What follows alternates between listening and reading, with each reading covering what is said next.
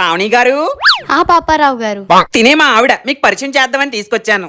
బాగున్నారా అండి? నేను బాగున్నాను ఆంటీ. ఆంటీయా? అయ్యయ్యో, తప్పుగా అర్థం చేసుకోకండి. మా ఆవిడికి తెలుగు రాదు, బెంగాలీ అమ్మాయి. మిమ్మల్ని అండి అనబోయి ఆంటీ అనేసింది. అవునా?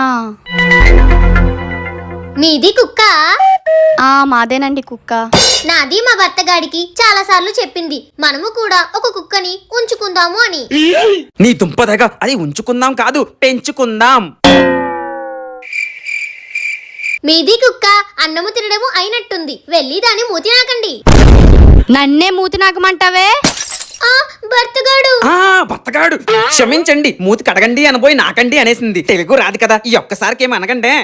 అనాల్సిన తన్న కాదు, నిన్ను సంతలో దుంపలమ్ముకున్న మొహమోడా. నీ భాష నా భావాన్ని దెబ్బతీసింది. నువ్వెక్కడే తగలాడు.